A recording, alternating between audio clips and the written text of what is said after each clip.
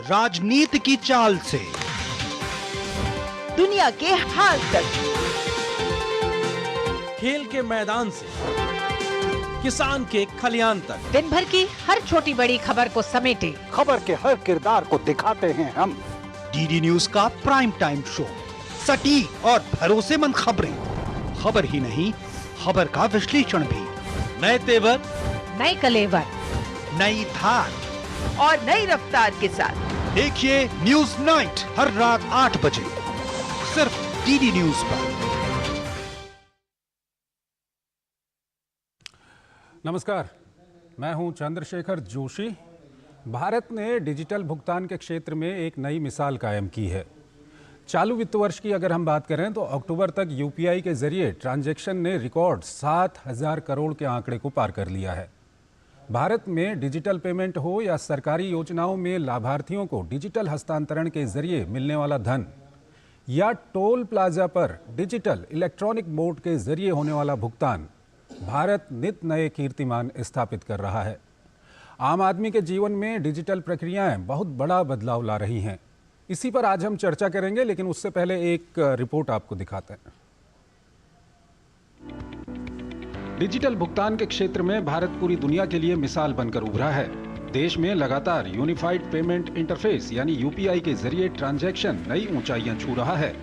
वित्त मंत्रालय के मुताबिक चालू वित्त वर्ष में अक्टूबर तक यूपीआई के जरिए ट्रांजैक्शन ने रिकॉर्ड 7,000 करोड़ के आंकड़े को पार कर लिया है। इस दौरान कुल 108 लाख करोड़ रुपए का लेन देन यूपीआई के जरिए किया गया। पिछले 5 वर्षों के दौरान Bharat interface for money unified payment interface, Bhim UPI, तत्काल भुगतान सेवा IMPS और national electronic toll collection NETC सहित डिजिटल भुगतान के विभिन्न आसान और सुविधाजनक तरीकों में पर्याप्त वृद्धि हुई है। व्यक्ति से व्यक्ति यानी कि P2P के साथ साथ व्यक्ति से व्यापारी P2M भुगतान को बढ़ाकर डिजिटल भुगतान पारिस्थितिकी तंत्र को बदल दिया गया है। भीम यूपीआई नागरिकों के पसंदीदा भुगतान मोड के रूप में उभरा है। आज भारत हर चुनौती को पार करते हुए डिजिटल ट्रांजैक्शन में नंबर 1 बना है। आज भारत हर बाधा से निकलकर मोबाइल मैन्युफैक्चरिंग में लीड कर ले रहा है। आज भारत स्टार्टअप्स की दुनिया में टॉप 3 में है।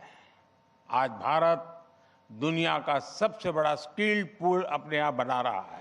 नकदी के विपरीत भीम यूपीआई और IMPS जैसे डिजिटल मोड का उपयोग करके पैसा तुरंत लाभार्थी के खाते में स्थानांतरित किया जा सकता है। इसके अलावा भीम यूपीआई मोड का उपयोग करके कोई भी मोबाइल नंबर या याद रखने में आसान वर्चुअल भुगतान पते का उपयोग करके मोबाइल फोन के माध्यम से डिजिटल लेन देन कर सकता है। भीम यूपीआई ने एक ही मोबाइल ऐप में कई बैंक खातों तक पहुँच सक्षम कर दी है, जिससे भुगतान में आसानी हो गई है। डिजिटल भुगतान किसी भी समय कहीं भी खातों तक पहुंच प्रदान करता है, जिससे नागरिकों के लिए अपने खातों में भुगतान प्राप्त करना और अपने फोन का उपयोग करके भुगतान करना भी आसान हो जाता है।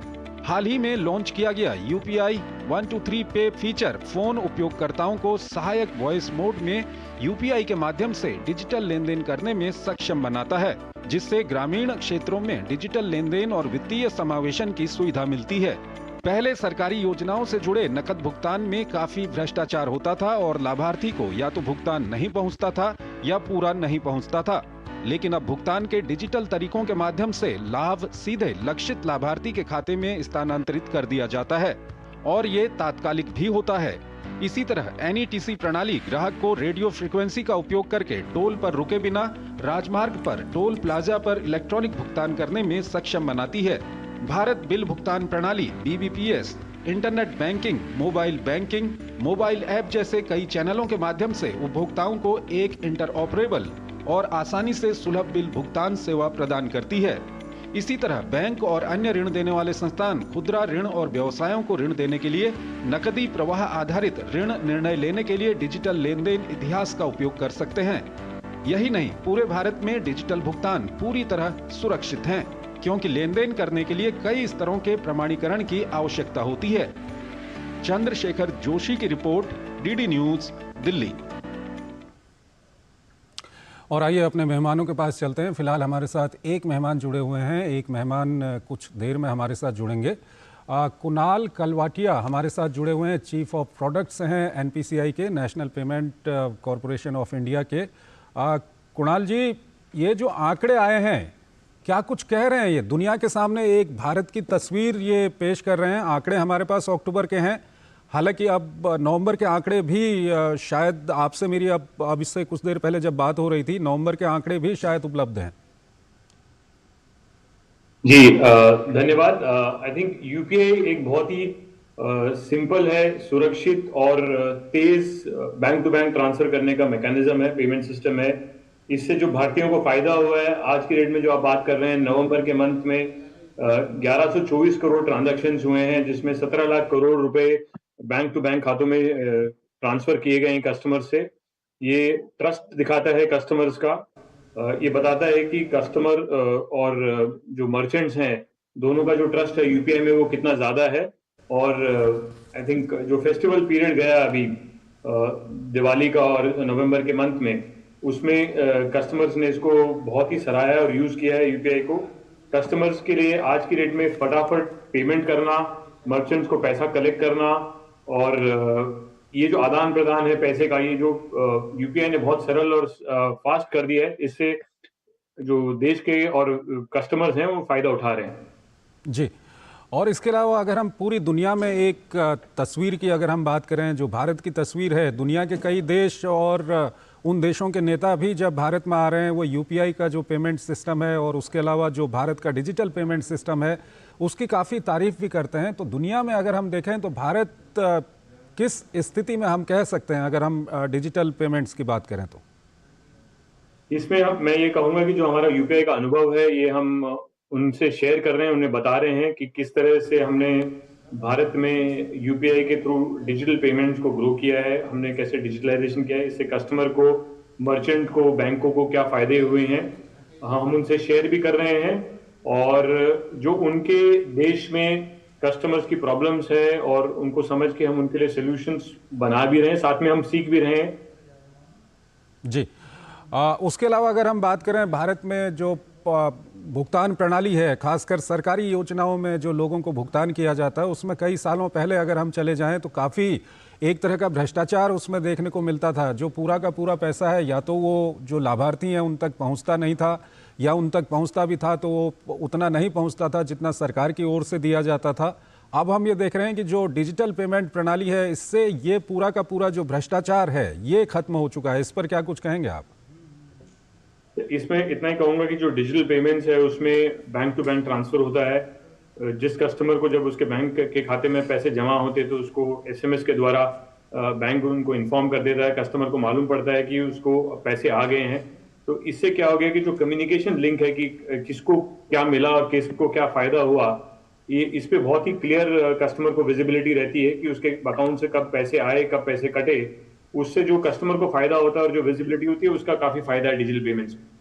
ठीक है, आप हमारे साथ बने रहिए। हमारे साथ वरिष्ठ आर्थिक पत्रकार अनिल पद्मनाभन भी हमारे साथ जुड़ गए। स्वागत है पद्मनाभन जी आपका हमारे इस कार्यक्रम में। सबसे पहला सवाल आपसे यही जानना चाहेंगे, जो ये आंकड़े आए हैं, अक्टूबर के आंकड़े उपलब्ध हुए हैं, नवंबर के भी कुछ आंकड़े उपलब्ध हुए हैं, ये आंकड़े क्या कुछ कह रहे हैं? जो भारत की डिजिटल क्रांति है, खासकर डिजिटल पेमेंट सिस्टम की अगर हम बात करें तो क्या कुछ ये कह रहे हैं?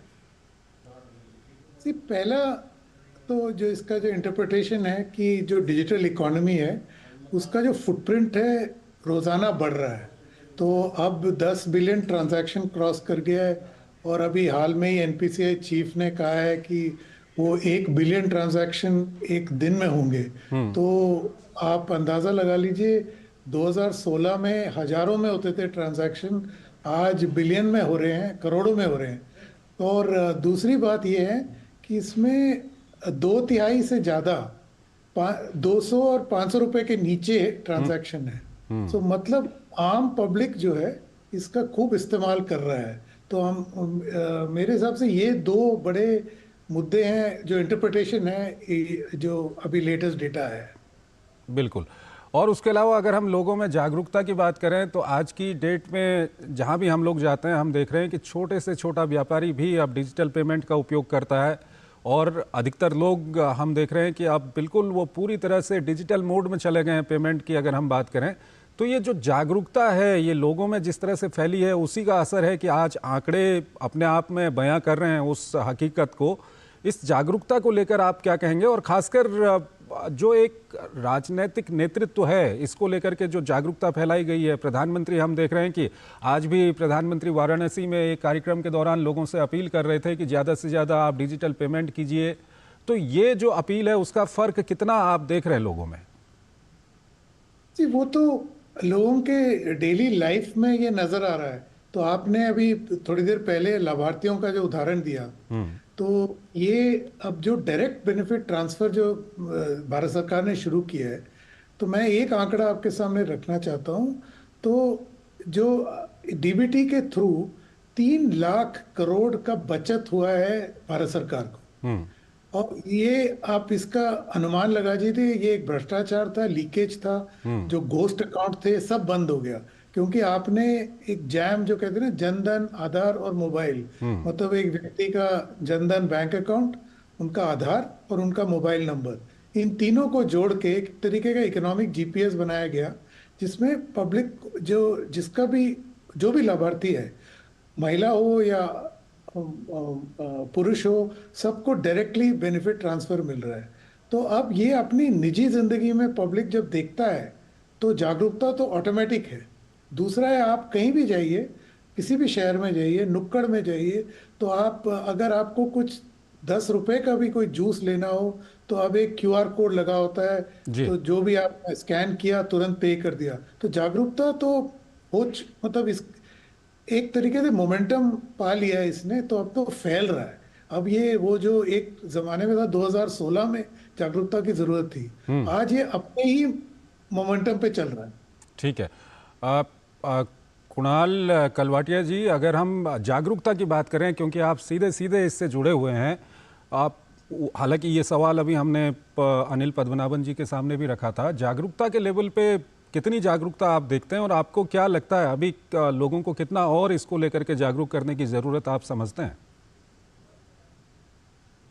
जागरूकता आई थिंक काफ़ी है। जैसे अभी पद्मनाभन सर ने कहा कि जागरूकता काफ़ी है, कस्टमर्स यूज़ कर रहे हैं। दिन के जब 37 करोड़ ट्रांजैक्शंस हो रहे हैं, तो आप देख रहे हैं कि कस्टमर्स के साइड में और मर्चेंट की तरफ से भी काफ़ी जागरूकता है। छोटे से छोटा दुकानदार, बड़े से बड़ा दुकानदार भी आज यूपीआई की पेमेंट्स एक्सेप्ट करता है। तो जागरूकता काफ़ी है। जागरूकता के 2 हिस्से हैं, एक यूपीआई कैसे यूज़ करें और यूपीआई यूज़ करते वक्त सेफ कैसे रहें, इन दोनों पे हमें ध्यान देना है। बिकॉज हमारे जितना बड़ा देश है, जितनी बड़ी जनसंख्या है, हर तबके के, हर सेक्शन ऑफ सोसाइटी के लिए एक ज़रूरी है कि जब प्रोडक्ट यूज़ कर रहे हैं और उसको कैसे सेफली यूज़ करें, ये भी ज़रूरी है। इसके लिए हमने इकोसिस्टम के साथ में काफ़ी सेफ्टी इनिशिएटिव्स भी ड्राइव किए।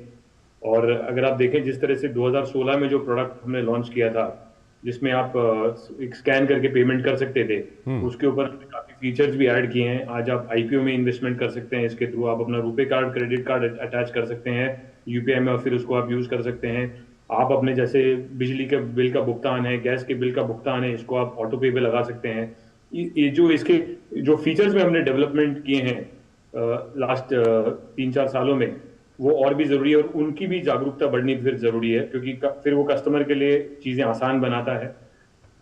ये फीचर्स बनाते टाइम हम एक और चीज ध्यान रखते हैं कि कैसे फाइनेंशियल इंक्लूजन ड्राइव करें कस्टमर्स के लिए। कैसे, जैसे सबके पास तो शायद स्मार्टफोन नहीं होगा, तो कैसे फोन कस्टमर्स को भी हम यूपीआई के लिए यूज कर सके। तो उसमें यूपीआई 123 पे लॉन्च किया है, जहाँ पे एक मोबाइल नंबर आप डायल करके मर्चेंट को पेमेंट कर सकते हैं। हाल ही में सितंबर में हमने ग्लोबल फिनटेक फेस्टिवल में हेलो यूपीआई लॉन्च किया है, जिसमें आप अपने फोन में ऐप या फिर फीचर फोन में आप बोल के पेमेंट कर सकते हैं। जैसे आप कुणाल को 300 रुपए पे करिए, फिर आपकी कॉन्टैक्ट लिस्ट में से आपकी जो बेनिफिशियरी लिस्ट है उसमें से नाम ढूंढ के आपको बता देगा, रिपीट कर देगा, आपकी कंफर्मेशन लेके फिर यूपीआई पिन के द्वारा आप पेमेंट कर सकते हैं। तो ये जो नए नए फीचर्स आ रहे हैं, जहां इंटरनेट नहीं मिलता है वहां के लिए हमने यूपीआई ऑफलाइन टैप एंड पे लॉन्च किया, जिसमें आप छोटे ट्रांजेक्शन 500 के नीचे के ट्रांजेक्शन आप ऑफलाइन मोड में कर सकते हैं जहां इंटरनेट नहीं आ रहा है। तो ये जो सारे फीचर्स हैं, इन सब की भी अगर आप जागरूकता देखें तो अभी जागरूकता पे काम करना बाकी है। बट एक्सेप्टेंस देखें तो काफी कस्टमर्स में जागरूकता है। ठीक है, ठीक है। आप दोनों हमारे साथ बने रहिए, क्योंकि हम जब डिजिटल क्रांति की बात कर रहे हैं तो ये डिजिटल पेमेंट से आसपास भी इसके अगर हम पार भी जाएं तो कई सारे पहलू इसमें मौजूद हैं। अभी हम उन पर भी बातचीत करेंगे। दोनों हमारे साथ बने रहिए। एक छोटा सा ब्रेक हमको लेना है यहाँ पर।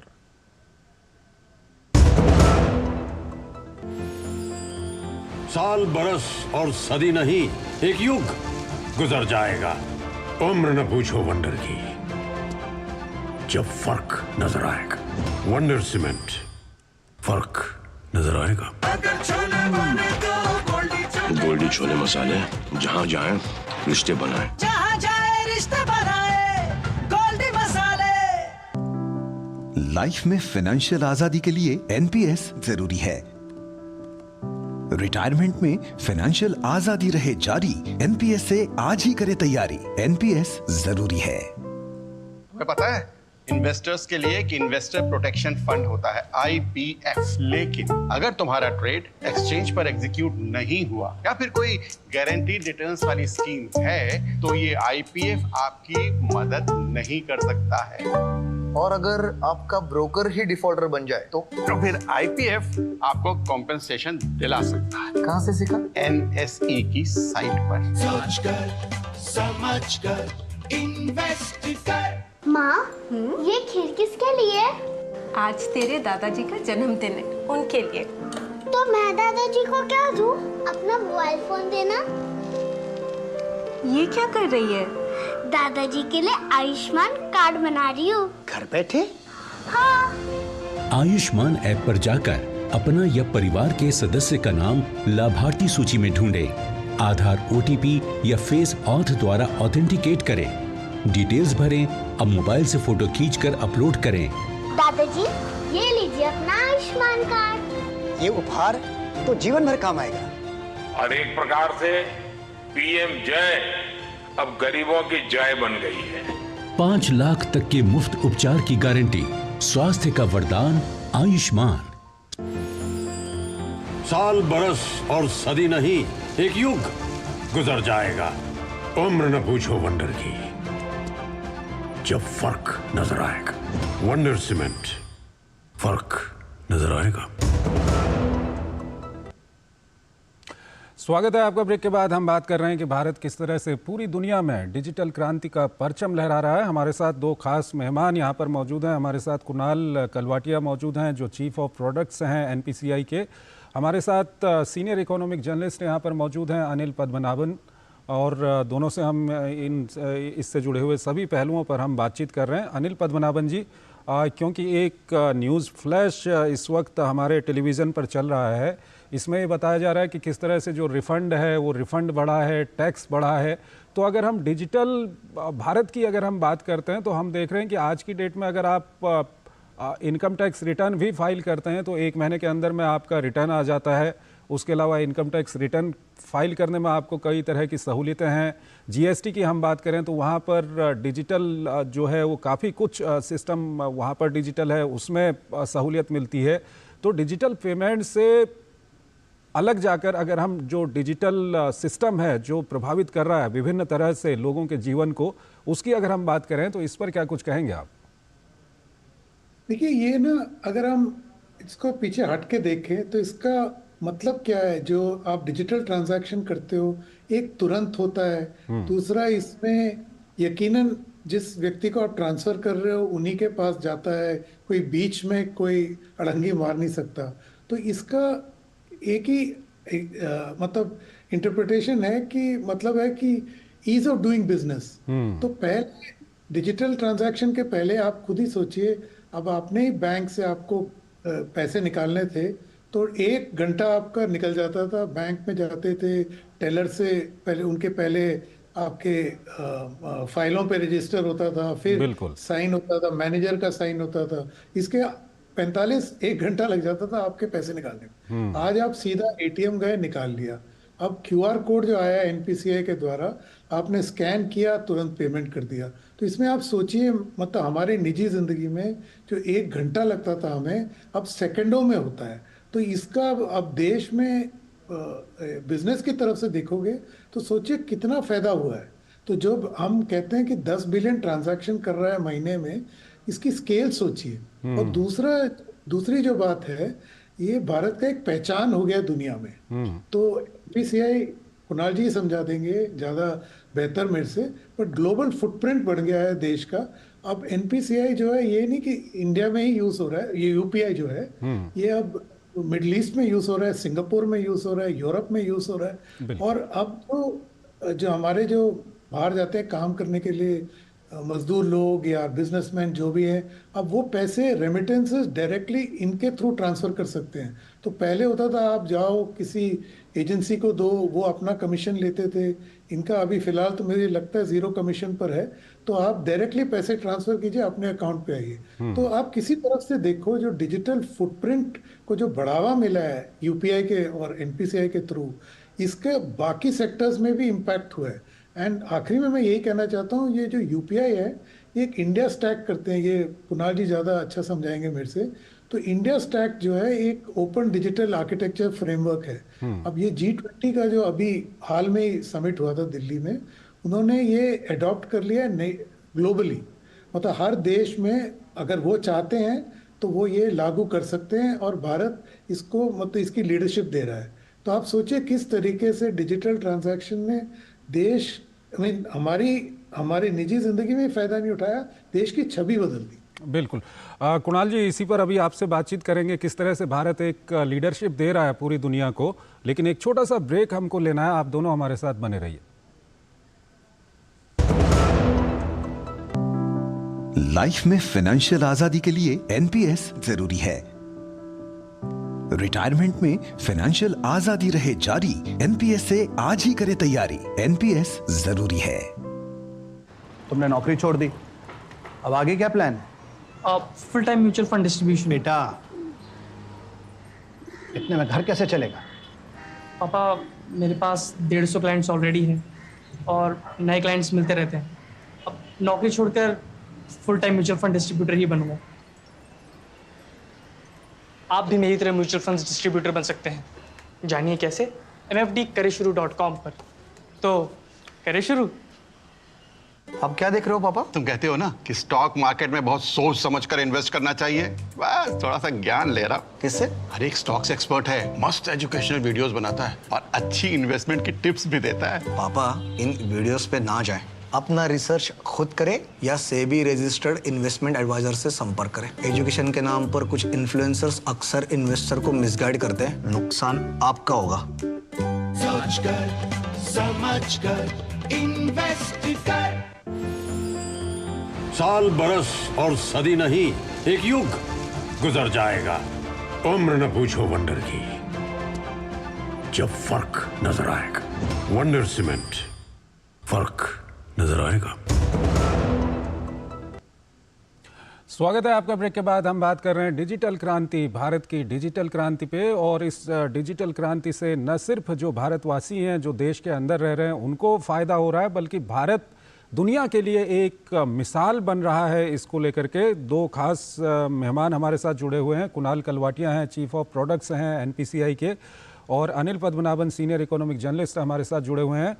कुणाल जी, अभी जो अनिल जी बात कर रहे थे, भारत जिस तरह से अपने डिजिटल फुटप्रिंट छोड़ रहा है पूरी दुनिया में, और एक तरह की डिजिटल लीडरशिप भारत दे रहा है। अगर हम बात करते हैं डिजिटल लेन देन की, और उसके अलावा दूसरा किस तरह से एक आम आदमी को, और या यूं कहें कि गुड गवर्नेंस में और आम आदमी की सहूलियत के लिए किस तरह से हम डिजिटल सिस्टम्स का उपयोग कर रहे हैं।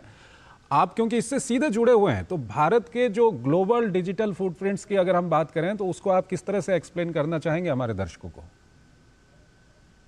आई थिंक जो चीज़ अनिल जी ने बताई है, ये जो डिजिटल पब्लिक इंफ्रास्ट्रक्चर के बारे में हम बात कर रहे हैं, चाहे वो आधार की बात करते हैं, चाहे हम यूपीआई की बात करें, चाहे हम कोविन ऐप की बात करें, चाहे हम डिजी यात्रा की बात करें, ये जो सोच विचार करके जो डिजिटल पब्लिक इंफ्रास्ट्रक्चर बन रहा है, इसमें भारत मेरे हिसाब से सबसे नंबर 1 देशों में है।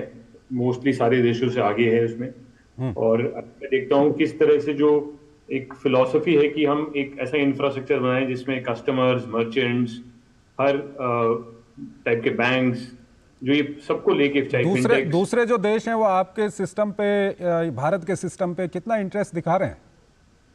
काफी देश हैं जो हमसे समझना चाहते हैं कि हमने यूपीआई में क्या किया है, किस तरह से हमने बैंकों को, फिनटेक्स को, कस्टमर्स को और मर्चेंट्स को जोड़ा है। इस तरह से हमने इतनी लो कॉस्ट पे खुद अपने देश में ये टेक्नोलॉजी बना के हमने इम्प्लीमेंट किया है। और जो कोविड के टाइम पे जो इस यूपीआई सिस्टम की जो जरूरत कस्टमर्स को महसूस हुई, मर्चेंट्स को महसूस हुई, हमने ये जो नए नए यूज केसेस, चाहे वो आप ऑटो पे समझ लीजिए, आईपीओ इन्वेस्टमेंट समझ लीजिए, हमने जो किए हैं, ये जिस तरह से स्केलेबल है कि आपके हर टाइप की जो पेमेंट की जरूरत है उसमें खरा उतर पा रहा है। रुपए क्रेडिट कार्ड आपने अब यूपीआई से कनेक्ट कर दिया है, credit line on UPI available है। तो वो समझना चाह रहे हैं कि इतना वर्सेटाइल, इतना स्केलेबल, क्योंकि जहां आई थिंक अनिल जी भी बता रहे थे कि 2014 में कुछ हजार ट्रांजैक्शंस। वक्त बिल्कुल हमारे पास खत्म हो चुका है। लास्ट सवाल अनिल जी आपसे जानना चाहेंगे, आप इसके लिए लीडरशिप कितनी ज़रूरी है? क्योंकि जिस तरह से हम प्राइम मिनिस्टर मोदी को देखते हैं, आज भी वो बनारस में थे, वो लोगों से अपील कर रहे थे कि ज़्यादा से ज़्यादा आप डिजिटल पेमेंट करिए। हमेशा उनका बहुत ज़्यादा जोर रहता है इस पर। ये कितना ज़रूरी है इसके लिए? उसमें तो कोई संकोच ही नहीं है। लीडरशिप के बिना तो ये सफल हो ही नहीं सकता। तो जब आप फ्रंट से लीड करते हो तो उसके हर लेवल पे इम्पैक्ट होता है। तो मैं एक बात कुणाल जी की जो अभी कहा उनसे जोड़ना चाहता हूँ। आधार जो है, हमारा आधार, जिस बेसिस पे यूपीआई वगैरह सब जो फाउंडेशन है, ढांचा है, मतलब हर डिजिटल इकोनॉमी का देश में, वो अभी दुनिया में ऑफर हो रहा है। ये बैंगलोर में एक ट्रिपल आईटी है, उन्होंने एक सेंटर सेटअप किया, मोसिप, मैं वही नाम ढूंढ रहा हूँ, उसका फुल फॉर्म है मोसिप का, modular open source identification platform. और ये मोसिप का अभी थ्रू 34 देशों ने और कोई 2-3 देशों ने अपना भी लिया है और इसको इम्प्लीमेंट भी शुरू कर दिया है। तो जब आप आधार वहां लेके जाओगे तो इंडिया स्टैक उसी आधार पे बना है। तो आप जो कह रहे हो ग्लोबल फुटप्रिंट का जो सवाल पूछे थे कुणाल जी से, ये और ही फैलेगा अभी आगे। अब G20 का जो इस पे कवच लग गया है, अब तो और भी मजबूत होगा। तो इस लेवल पे जब लीडरशिप लेते हैं, जब प्रधानमंत्री लीडरशिप लेते हैं देश में ही नहीं ग्लोबली पर, तो इस पे बहुत फर्क पड़ता है। मतलब मैंने जैसे कहा, देश की ठीक है सर, दरअसल बातचीत इस पर चर्चा करने के लिए तो काफ़ी कुछ है हमारे पास। किस तरह से टोल प्लाजा से जब हम गुजरते हैं तो आजकल जो फास्टैग सिस्टम है, वहाँ पर जितना इलेक्ट्रॉनिक सिस्टम है, उसके अलावा कई पहलू हैं अगर हम डिजिटल की बात करें। लेकिन क्योंकि समय की बंदिश है तो इसलिए हमको ये कार्यक्रम यहीं पर समाप्त करना पड़ेगा। बहुत बहुत शुक्रिया आप दोनों का हमारे इस खास कार्यक्रम में जुड़ने के लिए। तो इस खास कार्यक्रम को हम यहीं पर समाप्त करते हैं। भारत नित्य नए कीर्तिमान स्थापित कर रहा है, डिजिटल क्रांति भारत में हो रही है और इस डिजिटल क्रांति का सीधा फर्क, जहां एक तरफ जो भारत के आम लोग हैं उनको फ़ायदा हो रहा है, वहीं सीधा फर्क यह है कि पूरी दुनिया भारत की ओर देख रही है, भारत से सीख रही है। बहुत बहुत शुक्रिया आपका इस कार्यक्रम को देखने के लिए। नमस्कार।